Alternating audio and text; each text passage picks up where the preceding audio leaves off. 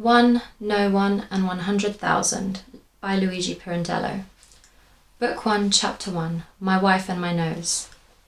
What are you doing? My wife asked, seeing me linger unusually in front of the mirror. Nothing, I replied, just looking at myself, at my nose here inside this nostril. When I press it, I feel a little pain. My wife smiled and said, I thought you were looking to see which way it tilts. I wheeled around like a dog whose tail has been stepped on. Tilts, my nose. And my wife said serenely, Of course, dear, take a good look. It tilts to the right. I was 28 years old, and until then I had always considered my nose, if not actually handsome, at least quite decent, like all the other parts of my person generally. So it was easy for me to accept and assert what is usually accepted and asserted by all those who haven't had the misfortune of being given a deformed body, namely, that it is foolish to be vain about one's own features. Hence the sudden and unexpected discovery of this flaw irritated me, like an undeserved punishment. Perhaps my wife saw much deeper into that annoyance of mine, and she added at once that, if I had the reassuring notion that I was without defects, I could dispel the thought, because not only did my nose tilt to the right, but also, what else? Oh, lots of other things. My eyebrows stood over my eyes like two circumflex accents. My ears were badly placed, one protruded more, and there were other shortcomings. Yes, other ones. My hands, the little finger, and my legs. No, not actually crooked, the right one a bit more curved than the left, just a little at the knee. After a careful examination, I had to acknowledge the existence of all these defects, and finally my wife, surely mistaking for grief and dejection the wonder I felt, immediately after my irritation sought to console me, telling me not to take it to heart, since even with these flaws, all things considered, I was still a good-looking man. Who wouldn't be irritated on receiving as a generous concession what had previously been denied him as a right?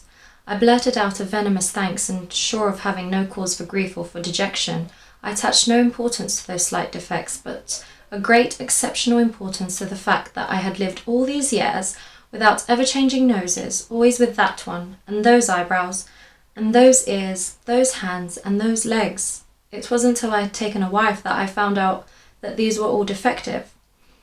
Why so surprised? We know all about wives. They were born to discover their husband's defects.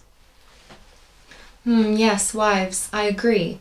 But I too, if I may say so, was made to plunge at every word addressed to me, at every gnat I saw flying, into abysses of reflection and consideration that burrowed deep inside me and hollowed my spirit up, down, and across, like the lair of a mole with nothing evident on the surface.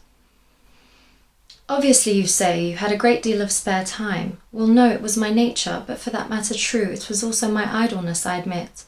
Rich, I had two faithful friends, Sebastiano Contorzo and Stefano Firbo, to handle my affairs after the death of my father, who, though he tried in every way, had never succeeded in making me accomplish anything, except taking a wife, of course, when I was very young, perhaps in the hope that I might soon have a son who wouldn't resemble me in the least, but poor man, he wasn't able to obtain even this from me. Not mind you that I had any objection to following the path on which my father set my feet. I followed all paths, but when it came to advancing, I wouldn't advance. I would pause at every step. I took care to circle every pebble I encountered, first distantly, then more closely, and I was quite amazed that others could pass ahead of me paying no heed to that pebble, which for me meanwhile had assumed the proportions of an insuperable mountain, or rather a world where I could easily have settled. I had remained arrested like that at the first steps of so many paths, my spirit filled with worlds or pebbles. It's the same thing, but I never felt that those who had gone past me and had covered the whole length of the path actually knew any more than I did. They had passed ahead of me, no doubt about that, and they were all foaming at the mouth like so many horses, but then at the end of the path they had found a cart, their cart. They had hitched themselves to it with great patience, and now they were pulling it along. I wasn't pulling any cart, no, not I, and so I had neither reins nor blinders. I saw certainly more than they, but as for moving ahead, I didn't know where to go.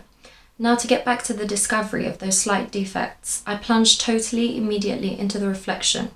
Was this possible? That I didn't know well even my own body, my most personal possessions, nose, ears, hands, legs, and I began looking at them again, to re-examine them.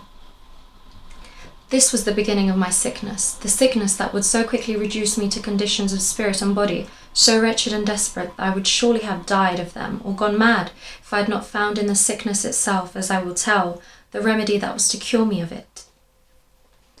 Chapter 2. And your nose? I imagined at once that just as my wife had made the discovery, everyone must be aware of those bodily defects of mine, unable to see anything else about me. Are you looking at my nose? I suddenly asked a friend that same day when he came over to speak to me about some matter that perhaps concerned him. No, why? He asked. Smiling, I said nervously, It tilts to the right, can't you see? And I forced him to observe it steadily and carefully as if that defect of my nose were an irreparable disaster befallen the mechanism of the universe. My friend looked at me a bit dazed at first, then surely suspecting I had brought up my nose so suddenly and irrelevantly because I didn't consider his concern worthy of attention or of a reply, he shrugged and started to leave me on the spot. I grasped his arm. No, really, I said to him, I'm quite willing to discuss this question with you, but at this moment you must excuse me. You're thinking about your nose? I had never noticed it tilted to the right. This was pointed out to me this morning by my wife. Ah, really? The friend asked, and his eyes laughed with a disbelief that was also mockery. I stood and looked at him, as I had looked at my wife that morning, with a mixture of dejection, irritation, and wonder. Had he then also been aware of it for some time? God knows how many others had been as well. And I didn't know, and not knowing, I believed everyone saw me as a Moscada with a straight nose, whereas everyone saw a Moscada with a bent nose, and there was no telling how many times, unsuspecting, I'd happened to talk about the flawed nose of X, Y, and Z, and how many times I'd made others laugh at me as they thought, look at this poor man who talks about the defects of other people's noses. True, I could have consoled myself with a reflection that, in the final analysis, my nose was obvious and common, proving once again a well-known fact, namely, that we easily notice the defects of others and are unaware of our own. But the first germ of the sickness had begun to take root in my spirit, and I couldn't console myself with this reflection. On the contrary, I was obsessed by the thought that for others I was not what till now privately I had imagined myself to be.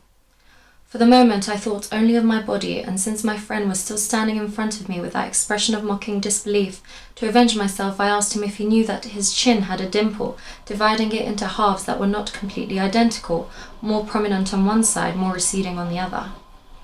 Me? What do you mean? My friend cried. I have a dimple, I know that, but it's not the way you say.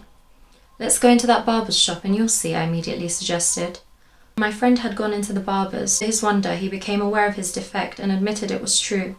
He displayed no irritation and merely said that, after all, it was a trifle.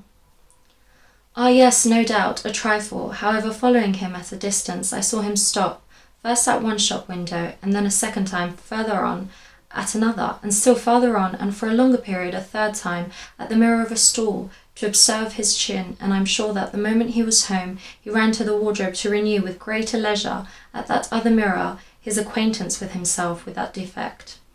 And I haven't the slightest doubt that to wreak his own revenge or to continue a joke, he felt he deserved wider circulation in the town, after having asked some friend, as I had asked him.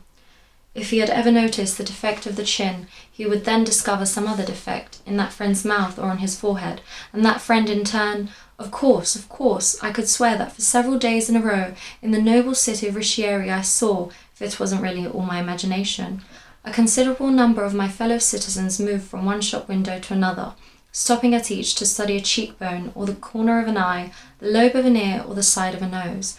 And even after 1 week, one man came up to me with a bewildered look to ask me if it was true that, every time he began speaking, he inadvertently contracted his left eyelid. Yes, my friend, I hastily said to him, and you see my nose tilts to the right, but I know that myself, there's no need for you to tell me, and my eyebrows, like circumflex accents. My ears, see, one protrudes more than the other, and here my hands, flat, aren't they? And the joint of this little finger is twisted, and my legs, here this one. You think it looks just like the other, do you? Ah, no, it doesn't, but I'm aware of this myself, and there's no need for you to tell me. Good to see you. I left him there and went off. After I'd gone a few steps, I heard him call me, Psst, very calmly. With his finger he was beckoning to me to ask, Excuse me, after your birth, did your mother bear other children? No, neither before nor after, I replied. I'm an only child. Why? Because, he said to me, if your mother had given birth again, she would surely have had another male. Oh, really, how do you know? It's like this. Peasant women say that when a baby's hair ends on his nape in a little tail, like the one you have there, the next born will be a male. I put my hand to my nape, and with an icy sneer I asked him, Ah, so I have a, what did you say? He said, a little tail, my friend, that's what they call it in Riccieri. "Oh, but that's nothing," I cried. "I could actually cut it off." First he wagged his finger in denial, then said, "The mark always remains, my friend, even if you have it shaved." And this time he walked away first. Chapter 3. Fine Way of Being Alone. From that day on, my most ardent desire was to be alone, at least for an hour, but to tell the truth, it was not a desire, it was a need, a pressing, anxious, acute need, with the presence or vicinity of my wife exacerbated to the point of rage. "Genji, did you hear yesterday what Michalina said? Quantorzo has said to speak with you urgently." "Look, Genji, if I wear my dress like this, do my legs show too much?" "The grandfather clock has stopped, Genji." "Genji, aren't you going to take the dog for a walk? If you don't, she'll soil the rugs and then you'll scold her, but poor creature, she has her needs. I mean, you can't expect, she hasn't been out since yesterday evening." "Aren't you afraid Anna Rosa might be sick, Genji? She hasn't turned up for 3 days, and the last time she complained of a sore throat." "Signor Furbo was here, Genji. He said he'd come back later. Couldn't you see him outside of the house? God, he's so boring." Or else she would start singing, "And if you tell me no, my darling, I'll not come. Tomorrow I will not come. Tomorrow I'll not come." "But why didn't you shut yourself up in your room, maybe, with a couple of corks in your ears?" "Gentlemen, obviously you don't understand the way I wanted to be alone.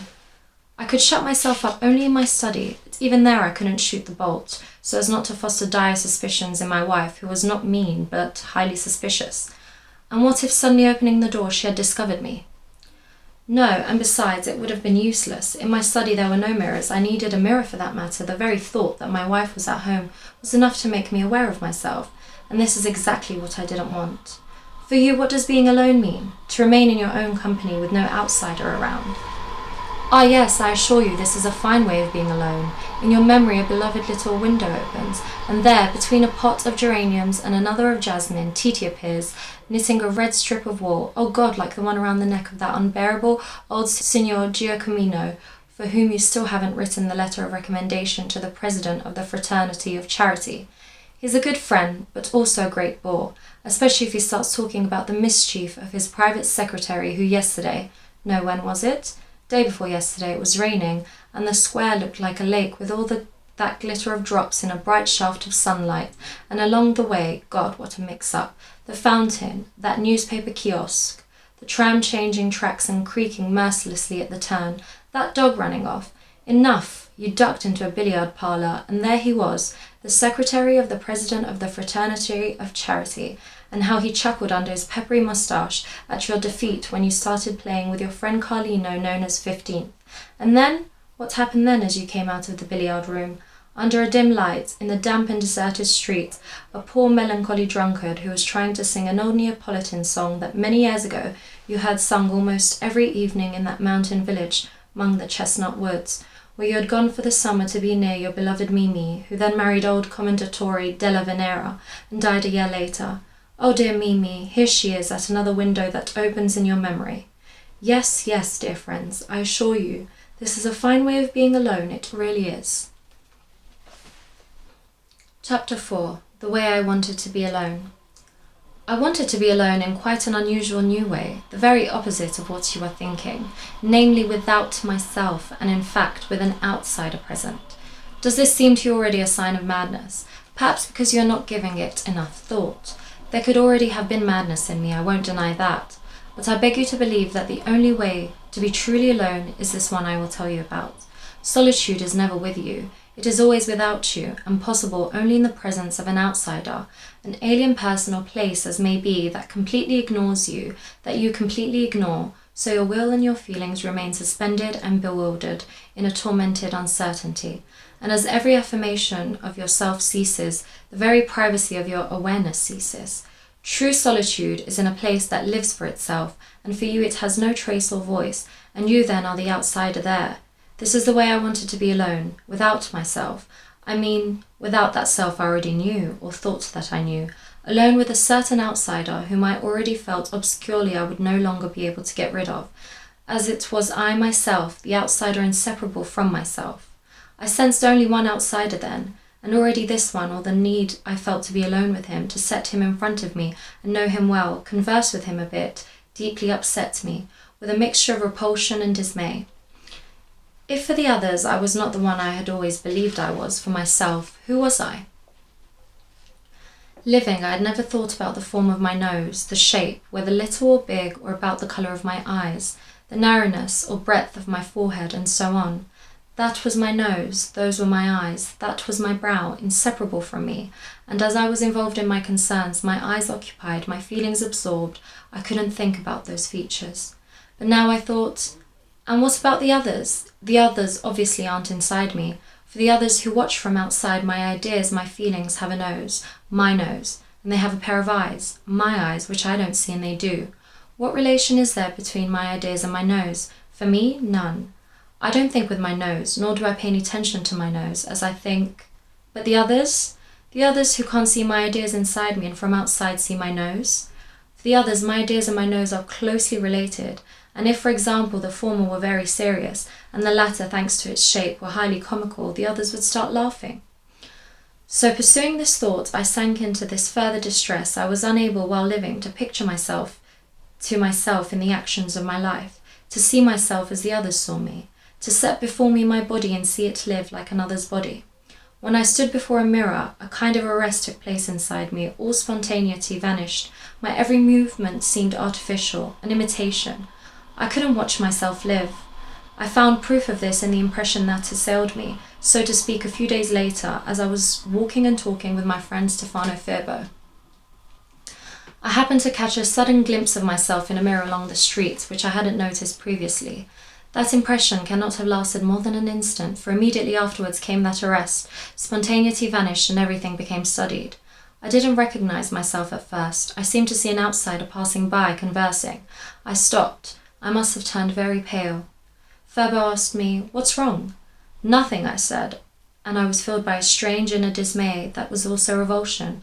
I was thinking, was that really my image glimpsed in a flash? Am I really like that outside when, as I am living my life, I don't think about myself? For the others, then, I am that outsider I glimpsed by surprise in the mirror, him, and not me as I know myself, that one there, whom I myself didn't recognize at first sight. I am that outsider whom I can't see living except like this in an unexpected flash, an outsider whom only the others can see and know, but not I. After that, I became obsessed with this desperate aim, to continue pursuing that outsider who was in me and eluded me, whom I couldn't set in front of a mirror because he immediately became me as I knew myself. He was that one who existed for the others and whom I couldn't know, whom the others saw living and I didn't. I wanted to see and know him too, the way the others saw and knew him. I repeat, I still believed this outsider was only one person, only one for everybody, as I thought I was only one for myself. But soon my horrible drama became more complicated, with the discovery of the 100,000 mascadas that I was, not only for the others but also for myself, all with this one name of mascada, ugly to the point of cruelty, all inside this poor body of mine that was also one and, alas, no one. If I set myself before the mirror and looked, hard and motionless, into my eyes, abolishing in that person all feeling and all will. When my drama thus became complicated, my incredible act of madness began. Chapter 5. Pursuit of the Outsider. For the moment, I will tell about the little signs of madness I began to exhibit in the form of pantomimes, in the lively infancy of my folly, at every mirror in the house, first looking all around to avoid discovery by my wife as I anxiously waited for her to go out for some visit or purchase, leaving me finally alone for a good while. I didn't want to study my movements as an actor does, setting my face in the expression of various feelings and emotions. On the contrary, I wanted to catch myself in natural actions, in the face's sudden changes for every emotion, amazement, for example, and at every trifle I raised my eyebrows to the roots of my hair, and widened my eyes and mouth, lengthening my face as if an inner string were pulling it, or deep sorrow, and I would frown, imagining the death of my wife, and half close my eyelids grimly as if to brood on that grief, or fierce rage, and I would clench my teeth, imagining someone had slapped me, and curl my nose, clench my jaw, and cast a withering glance. But first of all, that amazement, that sorrow, that rage were bogus. They couldn't be real, because if they were real, I wouldn't have been able to see them, or they would have ceased immediately just because I was seeing them. In the second place, the amazements that might seize me were many and very different, and their expression was also unpredictable, endlessly variable according to the moment, the conditions of my spirit, and it was the same with all sorrows and also all rages.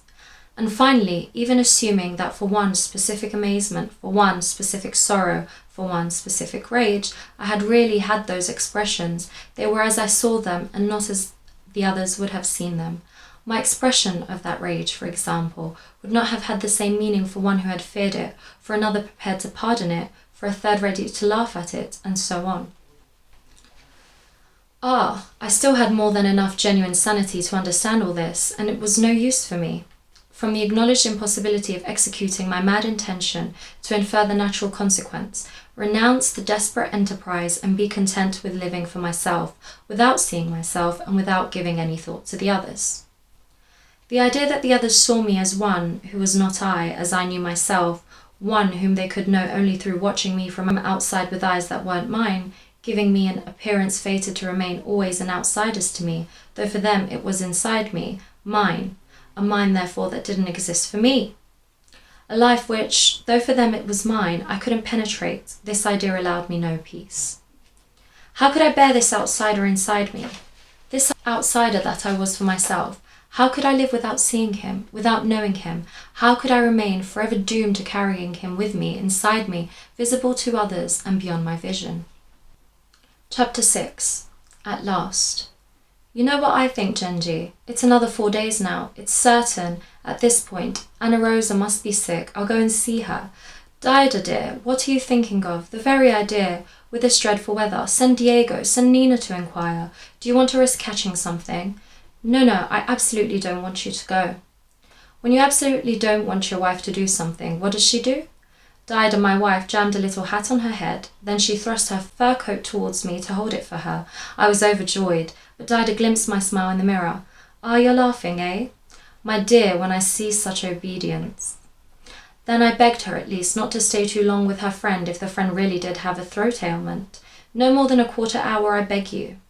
Thus I made sure she wouldn't come home before evening. The moment she had gone out, I spun on one heel with joy, rubbing my hands. At last.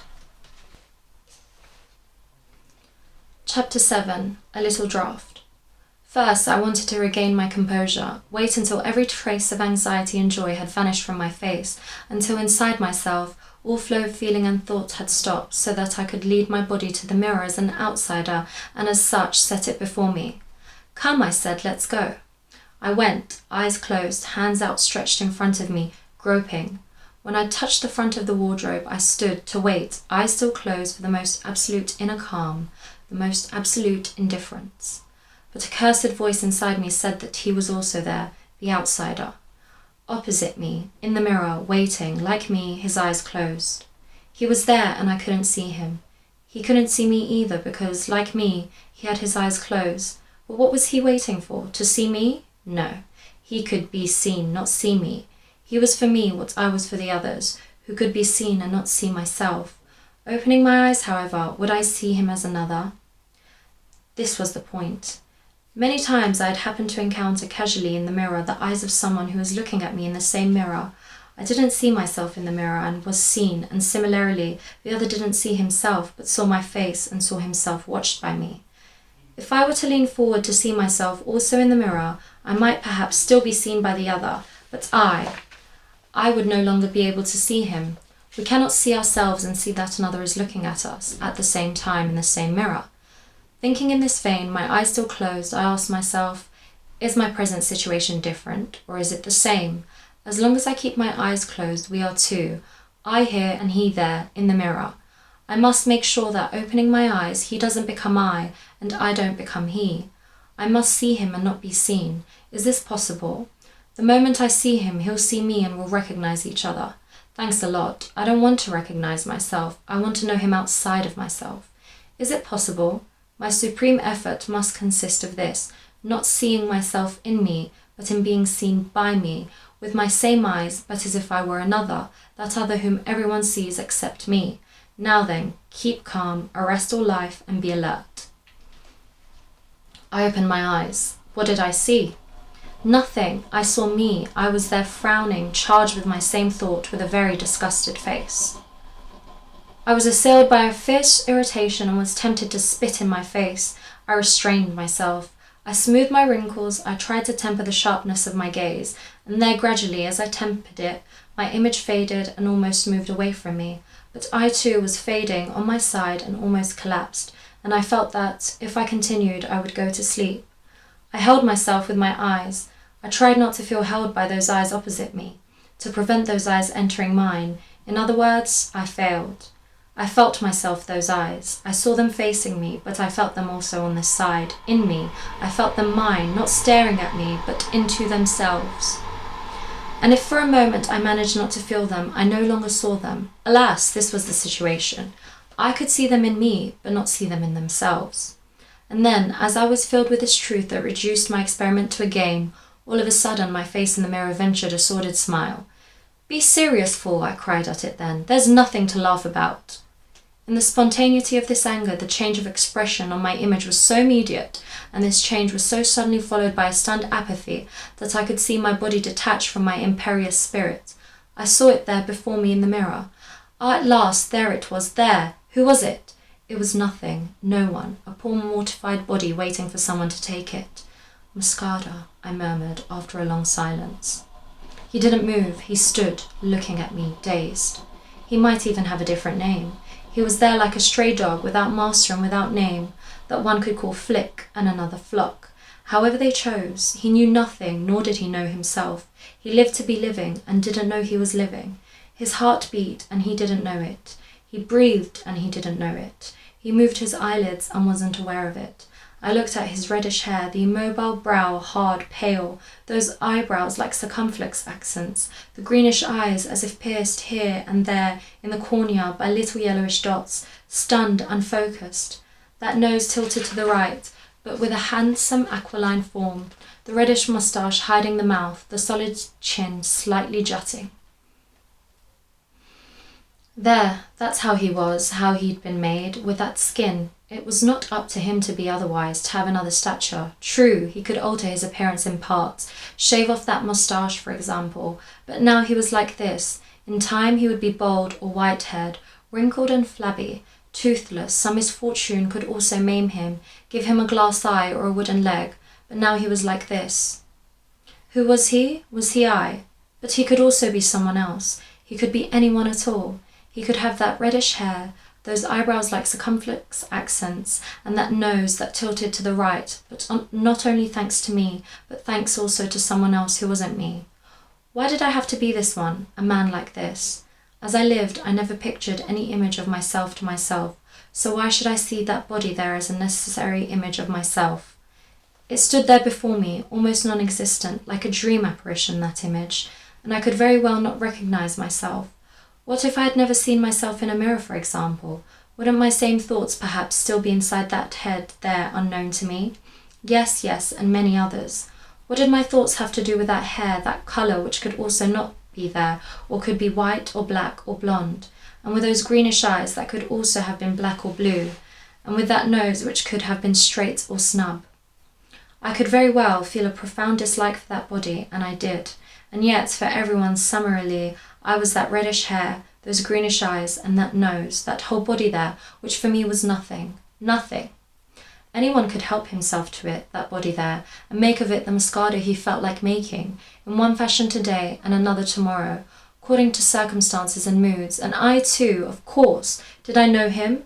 What could I know of him? What I saw for the moment in which I stared at him, nothing else. If I didn't wish myself or didn't feel myself the way I looked then, he was also for me an outsider who had those features but could have had others. Once the moment I stared at him was past, he was already another. In fact, he was no longer what he had been as a boy, and was not yet what he would be as an old man. And I tried to recognize him today in the him of yesterday, and so on. And in that head there, immobile and hard, I could put all the thoughts I wanted, kindle the most disparate visions, a darkling wood, calm and mysterious in the starlight, a lonely harbour, sick with fog, from which, slow and ghostly, a ship was setting sail at dawn, a city street teeming with life under a dazzling storm of sunlight that set faces afire with purplish glints and made windows flash with vari-coloured lights, and mirrors and the shop's plate glass. All of a sudden I extinguished the vision, and that head remained there, again immobile and hard, in dazed apathy. Who was he? No one. A poor body, nameless, waiting for someone to take him. But all of a sudden, as I was thinking this, something happened that filled me with more fear than with amazement. I saw before me, not through my will, the apathetic, dazed face of that poor mortified body break up pathetically, curl his nose, roll back his eyes, purse his lips upwards and try to frown, as if to weep, remaining like that for a suspended moment and then break twice, abruptly, into the explosion of a couple of sneezes. He had been affected on his own, alone, by a little draught which had come God knows where from to that poor mortified body, without telling me anything and beyond my will. "Good health," I said to him, and in the mirror I looked at my first laugh as a madman. Chapter 8. So nothing, just this, and doesn't it seem like a lot to you? Here is a first list of the ruinous reflections and the terrible conclusions derived from the innocent, brief satisfaction my wife died or chose to give herself. I mean, by pointing out to me that my nose tilted to the right. Reflections. First, that I was not for others what I had till then believed I was for myself. Second, that I could not see myself live. Third, that being unable to see myself live, I remained an outsider to myself, namely one whom the others could see and know, each in his own way, and I couldn't. Fourth, that it was impossible for me to confront this outsider, to see him and know him. I could see myself, but could not see him. Fifth, that my body, if I observed it from outside, was for me like a dream apparition, something that didn't know it was living and stayed there, waiting for someone to take it. Sixth, that just as I took this body of mine to be, on occasion, as I wanted myself and as I felt myself, so it could be taken by anyone else who would give it a reality in his own fashion.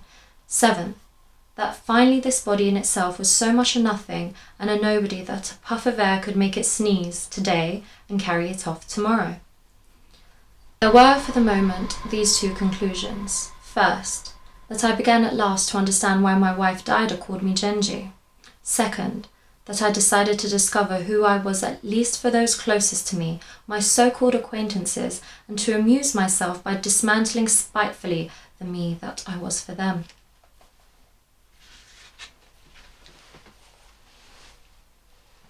Book 2. Chapter 1. I am I, and you are you. It could be objected, why didn't it ever occur to you, poor Moscada, that what happened to you happens to everybody, to be unable to see yourself living, and if you weren't for the others, what till now you had believed, similarly the others might not be the way you see them, etc., etc.? My answer is, it did occur to me. But excuse me, is it really true that it occurred also to you? I wanted to assume this, but I don't believe it.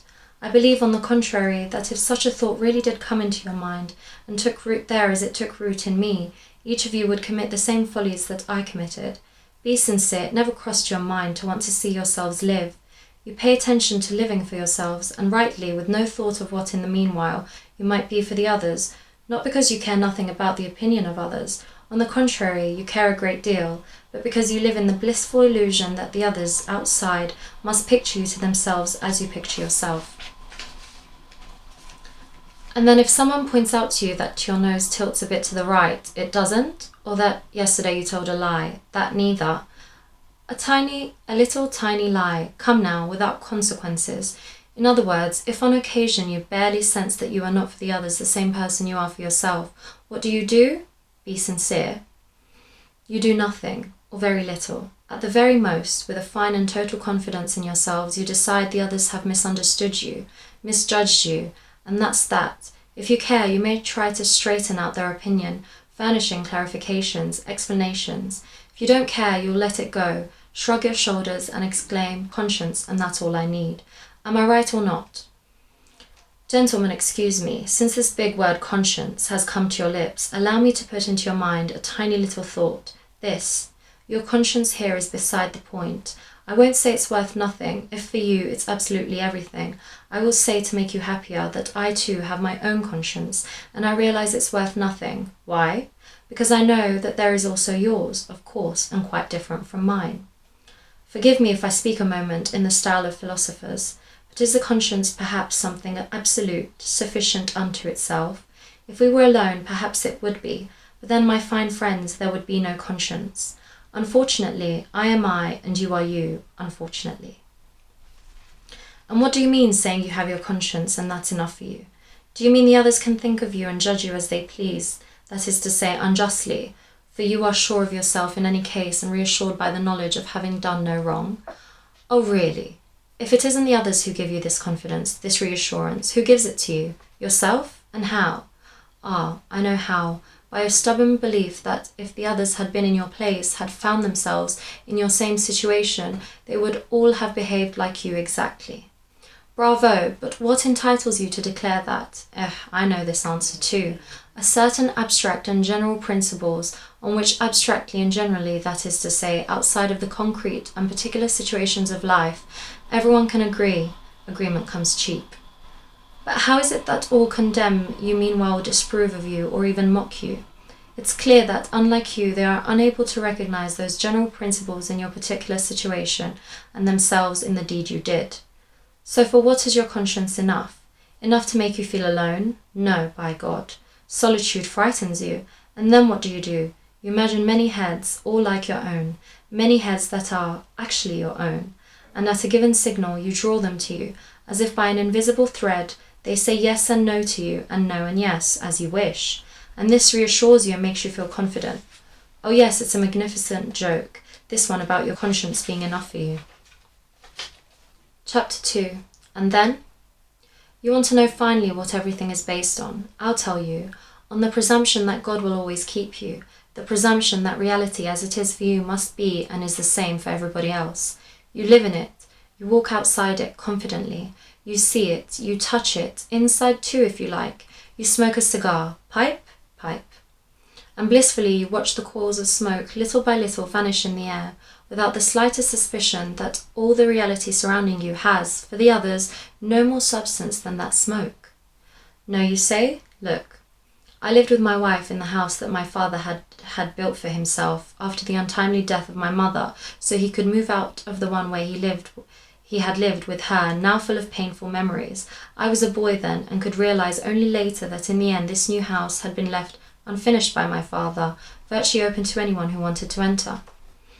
That entrance arch without a gate, whose span extends on either side beyond the walls of the vast forecourt, unfinished, with a threshold below destroyed, and the columns chipped at the edges, it makes me think my father left it like this, almost empty, up in the air, perhaps because he knew the house, after his death, would come to me, namely to all and to no one, and therefore a gate's protection was useless. As long as my father lived, no one dared come into that court. Many dressed stones remained on the ground, and a passer-by, seeing them, could at first think that construction, briefly suspended, would soon be resumed. But when the grass began to grow among the pebbles and along the walls, those useless stones immediately seemed old, as if they had fallen down there long ago. In time, after my father's death, they became the benches of the neighbourhood gossips, who at first hesitant, one by one ventured across the threshold in search of a secluded place where they could sit comfortably in the shade and in silence, and then, seeing that no one said anything, they left their hesitation to their hens for a little longer, and began to consider that court their own.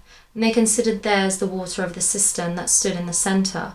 They washed their laundry there, hung it out to dry, and finally, as the sun gleamed gaily on all that whiteness of the sheets and shirts flapping from the stretched lines, they loosened their hair, glistening with oil, over their shoulders and began to pick each other's heads as monkeys do.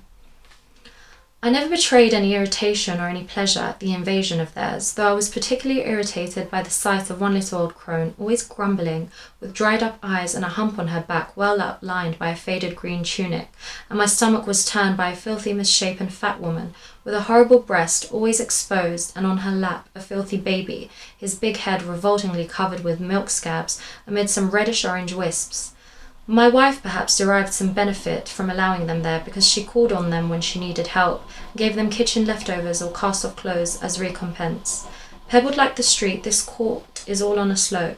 I see myself again as a boy, home from boarding school for the holidays, looking out late in the evening from one of the balconies of the new house. Ah, the infinite suffering I felt at the livid whiteness of all those sloping pebbles, with that great cistern in the middle, mysteriously resonant. Even the rust had almost consumed the reddish paint of the iron pole that supports the pulley where the bucket rope runs. and how sad that faded colour of paint seemed on that iron pole that looked sick to me.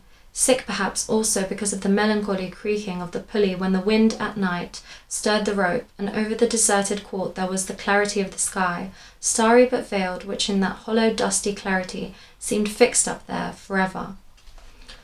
After my father's death, Quantorzo, charged with managing my affairs, thought to partition off the rooms my father had reserved for himself and turn them into an apartment to be rented. My wife raised no objection, and a little later that apartment was occupied by an old, very silent pensioner, always well dressed, clean and plain, small but with something martial about his slender, erect form and also his little face, like a retired colonel's, energetic if a bit drawn.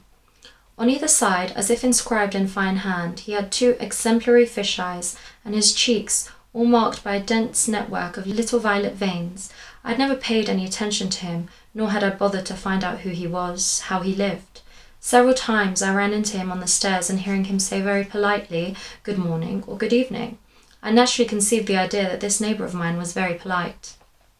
No suspicion was aroused by his complaint about the nightly nuisance of the mosquitoes who, in his opinion, came from the big storerooms to the right of the house, which Quantorzo again, after my father's death, had reduced to filthy stalls and rented out. "Of course," I cried that time in reply to his complaint. But I remember perfectly how in that exclamation of mine there was regret, not for the mosquitoes that bothered my tenant, but for those airy, clean storerooms that I had seen built, where as a boy, oddly excited by the dazzling whiteness of the plaster and almost intoxicated by the damp of the fresh construction, I used to run on the re-echoing brick pavement, still spattered with lime. In the sun that entered through the great barred windows, I had to close my eyes, the walls were so blinding. Still, those storerooms with those old hackland doors with triple shafts, though impregnated with all that stink of the rotten straw and the black puddles that stagnated out front there, made me also think of the gaiety of carriage rides in my childhood, when we went off to the country for the summer along the highway, through the open countryside that seemed made to receive and propagate the merriment of the carriage bells, and thanks to that memory it seemed to me that the vicinity of those stalls could be tolerated, especially since, even without this vicinity, as everyone in Riccieri knew, the mosquitoes were a nuisance against which every household defended itself with mosquito nets. Who knows my neighbour's feelings at the sight of a smile on my lips, while he, his little face proud, shouted that he had never been able to bear mosquito netting because it made him feel as if he was smothering. That smile of mine expressed a certain wonder and sympathy for his being unable to stand mosquito nets, which I would have gone on using always, even if such nets had otherwise vanished from Riccieri. They gave me such pleasure held up above like a sky, the way I kept them, and drawn taut all around the bed without a crease, the room, seen and not seen, through the myriad of little holes in the filmy tulle, the bed isolated, the sense of being wrapped in a white cloud. I paid no heed to what he might think of me after that encounter. I continued seeing him on the steps, and as before, I heard him say to me, "Good morning," or "Good evening," and so I went on believing he was very polite. I assure you, on the contrary, that at the same moment when outside he was politely saying "Good morning" or "Good evening" to me on the stairs, inside himself he thought me a perfect fool because I tolerated that invasion of women there in the court, and that pungent smell of washing and those mosquitoes. Obviously, I would no longer have thought, "Oh my goodness, how polite my neighbour is," if I could have seen myself inside him, who, on the contrary, saw me as I could never have seen myself, I mean from the outside, for me, but inside his private view of things and of men, where I lived in his way, as a perfect fool. I didn't know this and went on thinking, "Oh my goodness, how polite my neighbour is." Chapter 3. May I come in? I knock at the door of your room. Don't get up, stay where you are, lying comfortably on your chaise. I'll sit here. No, you say? Why not? Ah, it's the chair in which your poor mother died, all those years ago. I'm sorry, I wouldn't give you a cent for it. Well, you wouldn't sell it for all the gold in the world, I believe you. Anyone who sees it, however, in your well-furnished room, of course, wonders in ignorance why you keep it here, old and faded and torn as it is. These are your chairs, and this is a table, and could hardly be more of a table than it is. This is a window that opens onto the garden, and there outside are those pines, those cypresses. I know, delightful hours spent in this room that appears so beautiful to you, with those cypresses to be seen here. But because of it, you have quarrelled with your friend who used to come and visit you almost every day and now doesn't come anymore and actually goes around telling everyone you're mad, really mad to live in such a house. With all those cypresses there in a row, he keeps saying, gentlemen, more than 20 cypresses. The place looks like a graveyard. He can't stop thinking about it. You half close your eyes, you shrug, you sigh, a question of taste. Because it seems to you this is precisely a question of taste, or opinion, or habit, and you haven't the slightest doubt of the reality of the beloved things, and with pleasure you see that reality now and touch it. Go away from this house, come back again in 3 or 4 years, and look at it in a spirit different from today's. You will see what is left of your beloved reality. Oh look, is this the room? Is this the garden? And God grant that some other close relative doesn't die here, or else you too will see all those beloved cypresses there as a graveyard. Now you say this is well known, moods change and anyone can be mistaken. Yes, it's an old story in fact, but I'm not claiming to tell you anything new. I'm only asking you, why then, for God's sake, do you act as if it weren't known? Why do you go on believing the only reality is your reality, today's, and you are amazed and irritated, and you shout that your friend is mistaken when try as he may, poor thing, he will never be able to have inside himself, poor thing, your same mood? Chapter 4. Excuse me again. Let me say one more thing, and that will be that. I don't want to offend you, your conscience, you say. You don't want any doubt cast on it. I'd forgotten, excuse me, but I accept the fact that for you inside yourself, you are not as I see you from outside. It's not ill will. I want you to be convinced of that at least. You know yourself, feel yourself, want yourself to be seen in a way that isn't mine but yours, and you believe, of course, that yours is right and mine is wrong. That may be, I won't deny it, but can your way ever be mine and vice versa?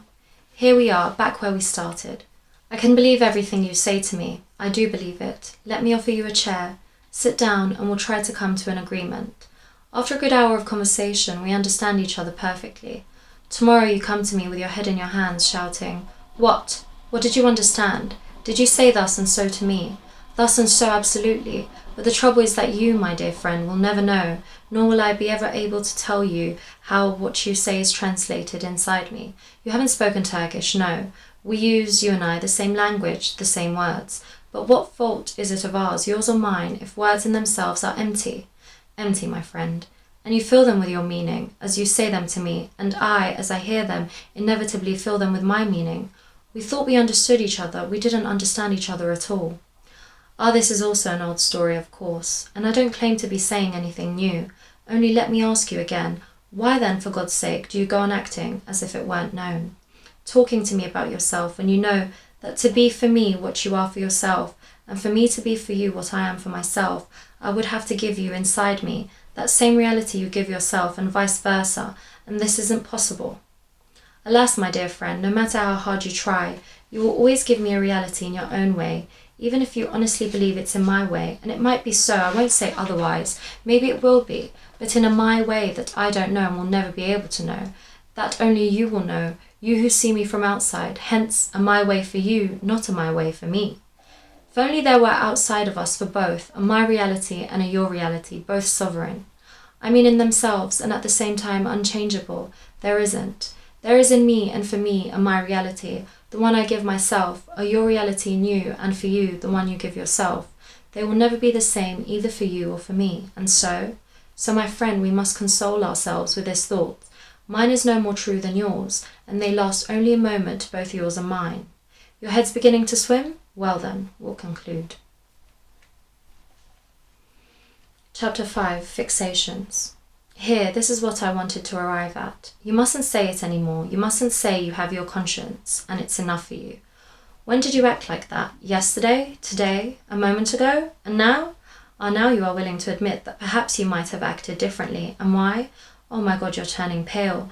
Do you also perhaps grant now that a minute ago you were another person? Why, yes, dear friend. Think about it carefully.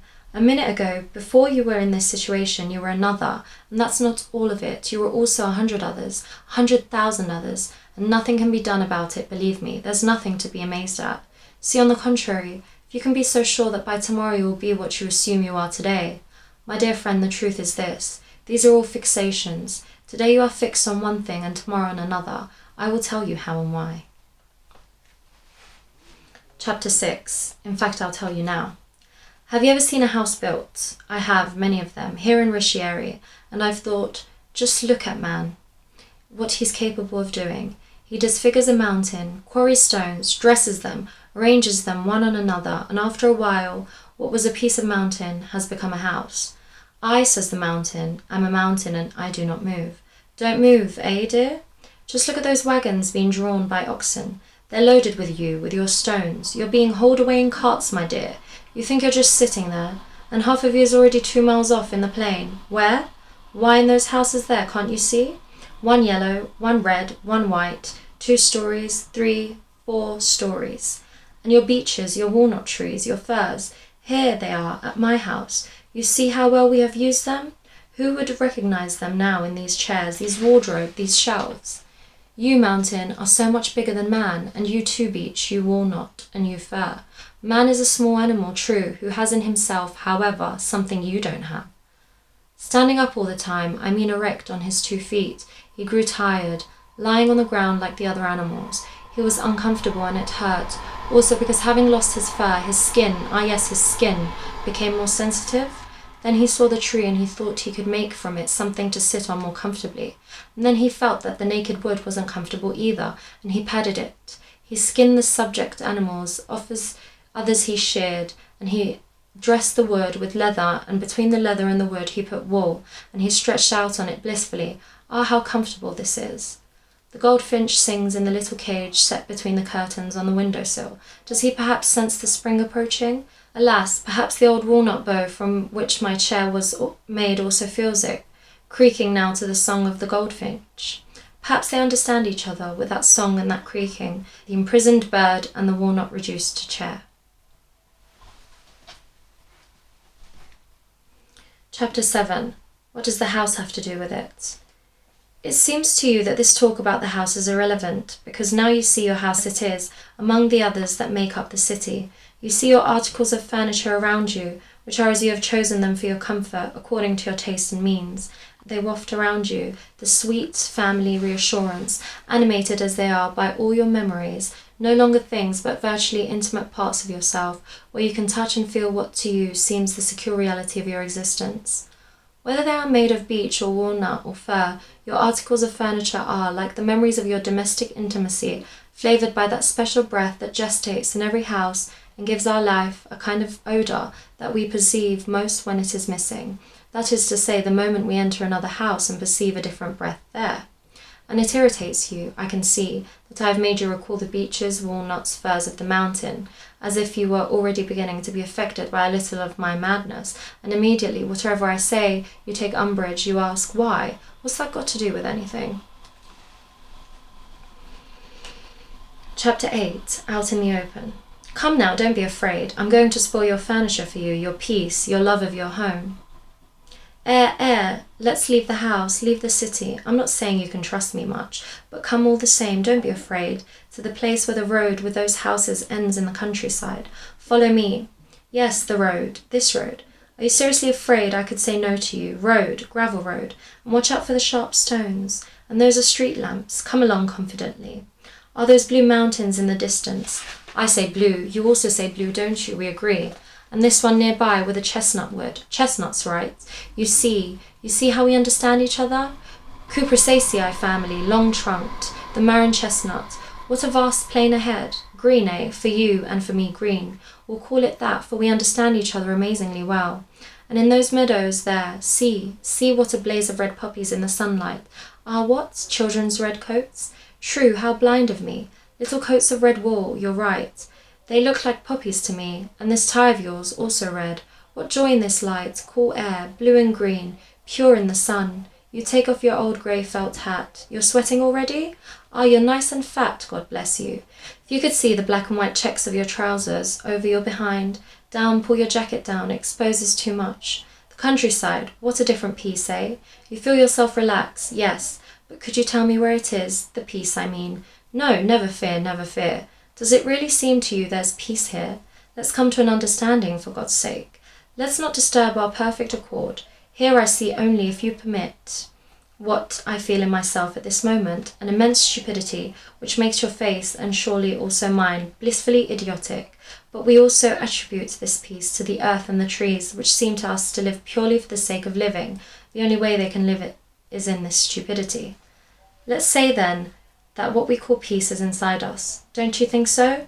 And you know what it comes from the very simple fact that we have just left the city, that is to say, a constructed world, yes, houses, streets, churches, squares, however, not constructed only in this sense, but also because you no longer live there just for the sake of living, but rather for something that isn't there and we put there, something that gives meaning and value to life, a meaning, a value that here, at least in part, you manage to shed or to recognize a distressingly futile.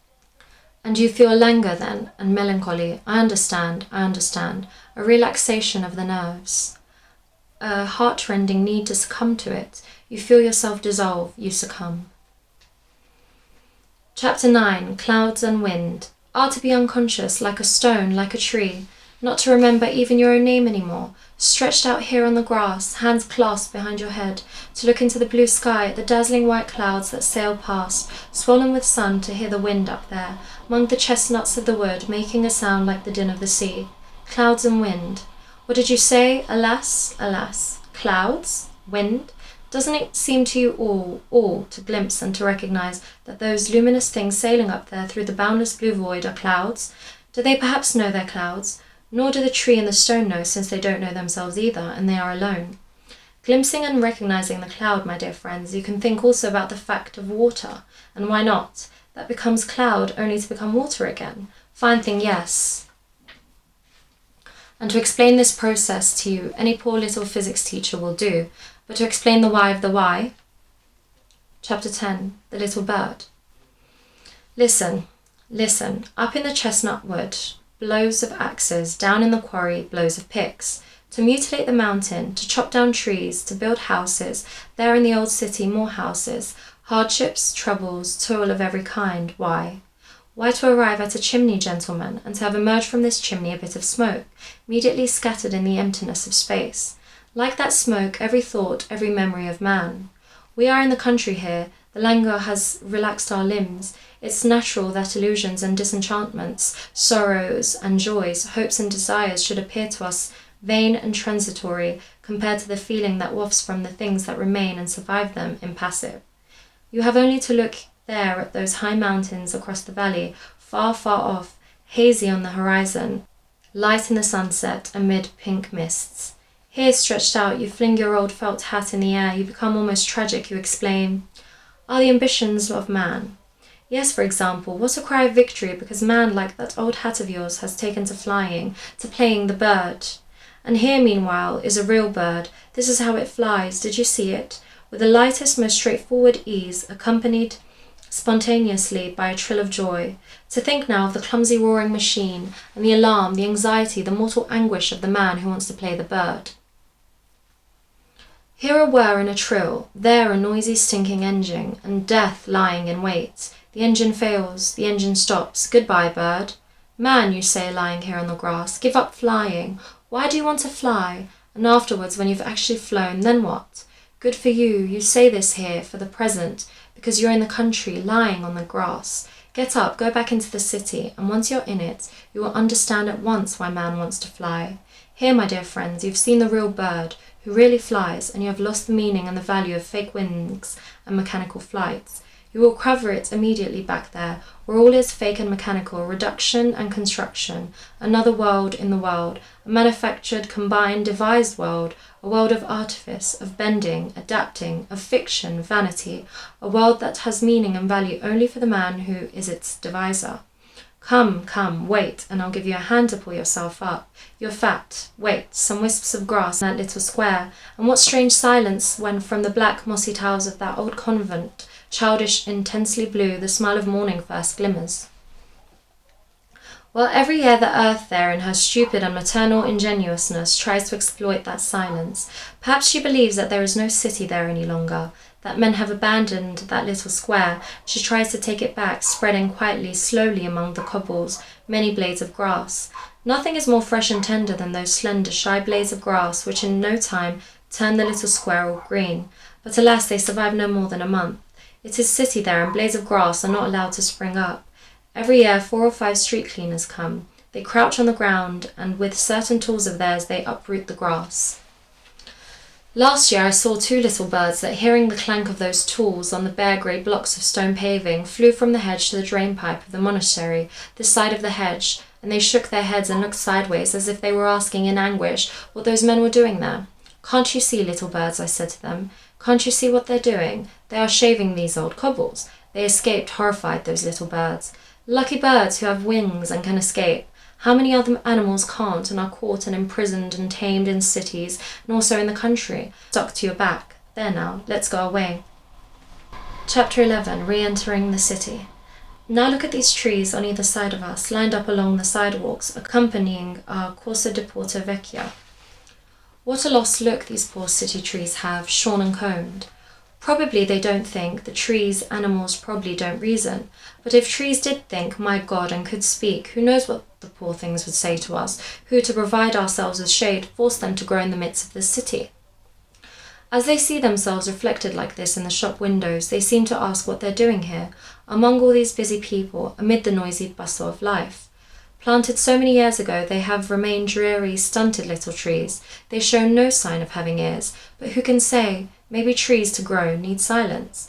Have you ever been in the little Olivella Square, outside the city walls, where the ancient monastery of the White Trinitarians? What an air of dream and abandonment! How sad is their forced obedience to the strange needs of men!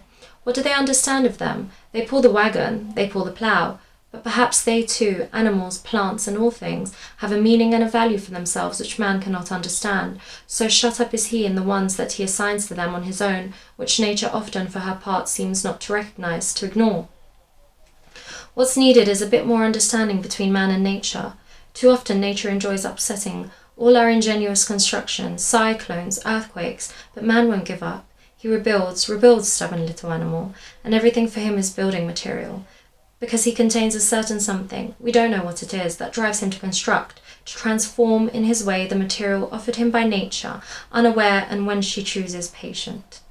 But if only he was satisfied with the things which, as far as we know, aren't able to feel the torment of our adaptations and our constructions. No, sir. Man takes his material even himself, and he constructs himself. Yes, sir, like a house. Do you believe you can know yourselves if you don't somehow construct yourselves? Or that I can know you if I don't construct you in my way? And can you know me if you don't construct me in your way?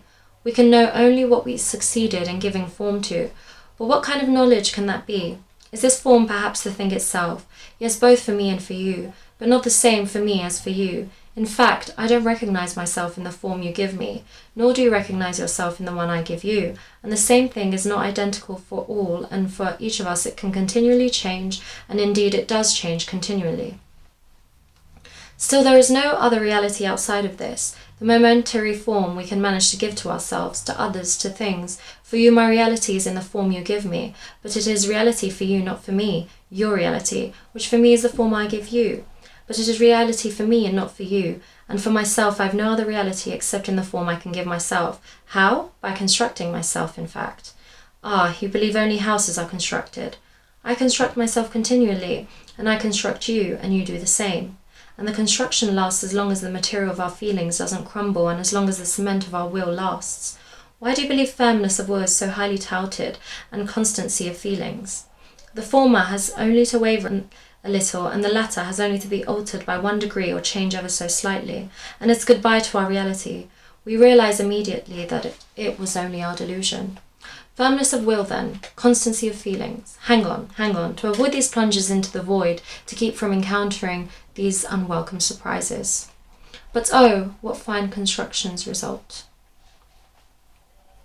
Chapter 12. That dear Genji. No, my dear, be quiet. You think I don't know what you like and what you don't like. I know your tastes and how you think. How many times has my wife Dida said this to me, and I like a fool never paid any attention. Why, naturally, she knew that Genji of hers better than I knew him. She had constructed him, and he wasn't a puppet either. If anything, I was the puppet. Domination? Replacement? Not at all. To dominate someone, this someone has to exist, and to replace him, he has to exist also so that he can be grabbed by the shoulders, pulled aside in order to put another where he was. My wife Dida had never dominated me or replaced me. On the contrary, it would have seemed to her a domination and a replacement if, rebelling and asserting somehow a will to exist in my own way, I had got rid of that Genji of hers. Because that Genji of hers did exist, whereas I for her didn't exist at all, and never had. For her, my reality was in that Genji she had tailored for herself, who had thoughts and feelings and tastes different from mine, whom I couldn't have altered even slightly without running the risk of becoming immediately another, whom she wouldn't have recognised. As an outsider she could no longer understand or love. Unfortunately, I had never been able to give any sort of form to my life. I'd never firmly wanted myself to have an individual nature on my own, both because I had never encountered obstacles that aroused in me the will to resist and to assert myself somehow in front of the others and myself, and because my spirit tended to think and feel also the opposite of what it thought and felt the moment before. It tended, in other words, to dismantle and separate in me, with assiduous and often opposing reflections, every mental and sentimental formation. And then finally my nature was inclined to yield, to give way to the discretion of others, not so much out of weakness as out of indifference and resignation in advance to the troubles that could then come to me. And now, in fact, they had come. I didn't know myself at all. For myself I had no personal reality. I underwent a kind of constant melting, fluid, malleable. The others knew me, each in his way, according to the reality they had given me, that is to say. Each saw in me a Muscada that wasn't I, since I was actually no one for myself. All those Muscadas, and all of them more real than I who had for myself, as I said, no reality. Genji had reality for my wife Dida, but that was scant consolation, because I assure you it could be hard to imagine a creature more foolish than this Genji so dear to my wife Dida. And the best of it was this. That Genji of hers was by no means without flaws, but she forgave, sympathised with him for all of them. Many things in him she disliked, because she hadn't constructed him wholly in her way according to her taste and whim, no.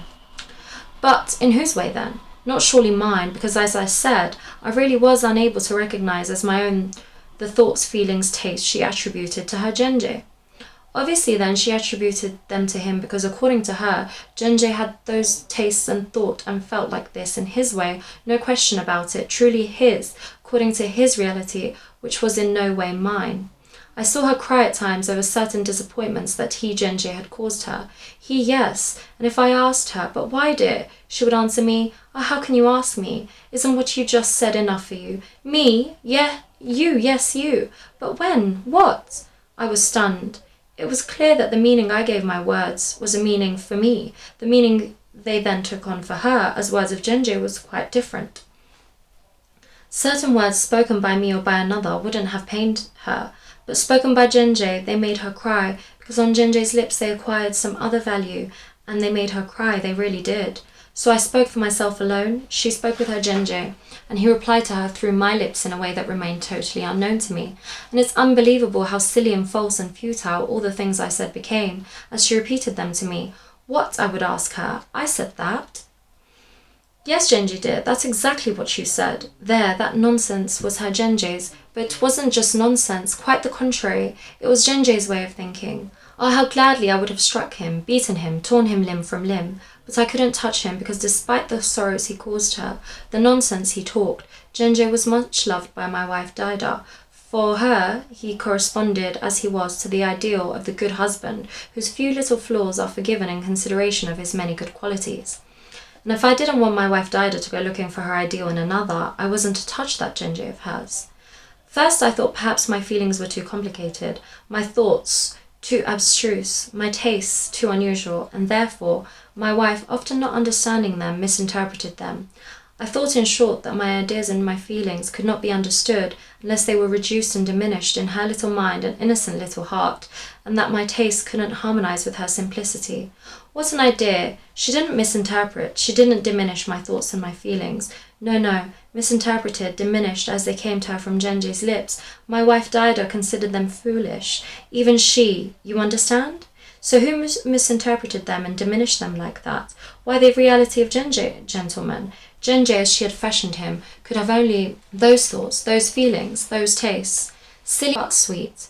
Ah, yes, so sweet for her. She loved him like that, the sweet silly man, and she really did love him. I could offer all sorts of proofs. One will be enough, the first that occurs to me. Dida, as a girl, did her hair in a certain way that pleased not only her but also me very much. As soon as she married, she changed her hairstyle, letting her have her own way. I never told her that I didn't like her new coiffure at all. And then one morning she suddenly appeared to me in her robe, her comb still in her hand, with her hair done in the old style, and her face all flushed. "Genji," she cried to me, flinging open the door, displaying herself and bursting into laughter. I was amazed, as if dazzled. "Oh," I cried, "at last." But she immediately dug her hands into her hair, drew out the pins, and undid her coiffure in an instant. "Oh, go on," she said to me. "I wanted to play a joke on you. I know very well, young man, that you don't like me with my hair done that way."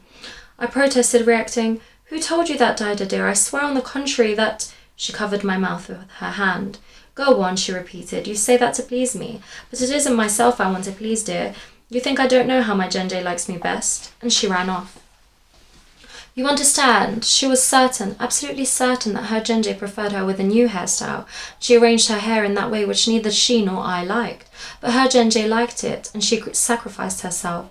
Does that seem a trifling matter to you? Aren't these genuine sacrifices for a woman? She loved him that much.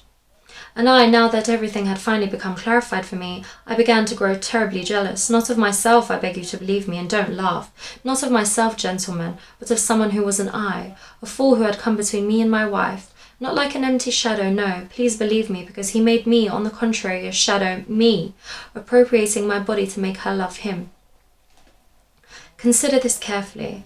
Wasn't my wife kissing on my lips a man who was not I? On my lips? No! Mine indeed. To what extent were they mine, truly mine, the lips she was kissing?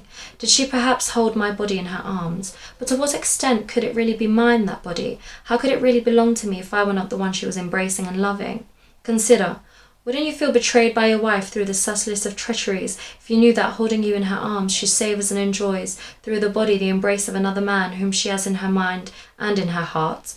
Well, how was my case any different? My case was even worse, because in the former your wife, forgive me, in your embrace merely imagines the embrace of another, whereas in my case, my wife was clasping in her arms the reality of a man who was not I. And this man was so real that when finally exasperated I wanted to destroy him, imposing, instead of his, a reality of my own.